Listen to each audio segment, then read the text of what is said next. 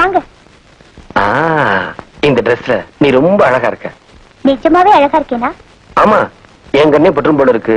எதுக்கும் திருஷ்டி போட்டு வச்சுக்கிட்டு வெளியே போ. திருஷ்டி போட்டா போச்சுடா, இது கூடவா தெரியாது? உங்களுக்கு தெரியுமா? பின்ன சின்ன வயசுல எங்க பாட்டி வச்சு விடுவாங்க இந்த இடத்துல கருப்பா பெருசா. இந்த முகத்துல கருப்பு போட்டா? பாத்தியா, என்ன கருப்புன்னு கேலி பண்றிய?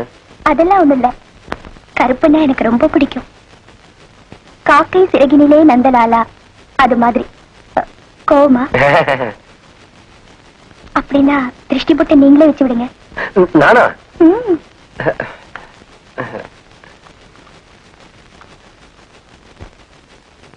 நானா?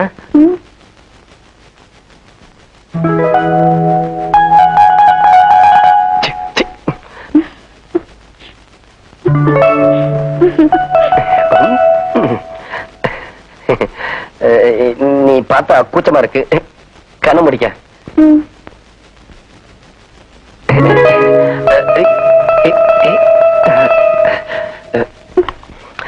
திரும்ப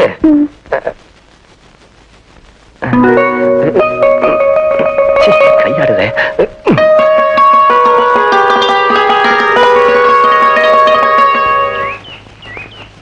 எதிலேயே அவசரப்படக்கூடாதுடா.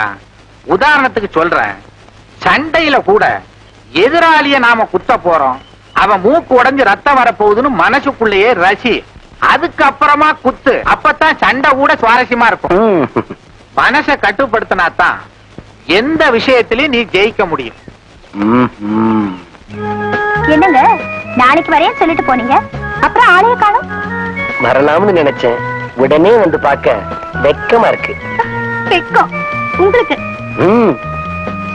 அப்புறம் அப்புறம் என்னங்க, பார்க்காமலும் இருக்க முடியல, அதையும் மீறி பார்க்கலான்னு வந்தா படபடப்பா இருக்கு. ஏன் அப்படி? அதான தெரியல. எங்க மாஸ்டர்கிட்ட கேட்டேன், லவ்வா இருந்தாலும் இருக்கும்னாரு. என்னது?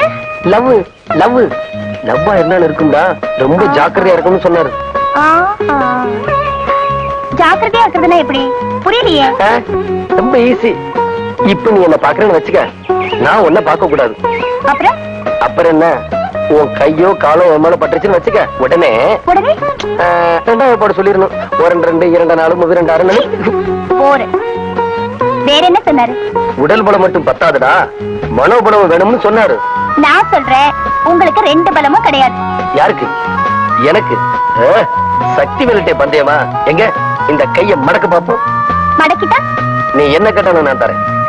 சத்தியமா? ஒப்புறான. இரு.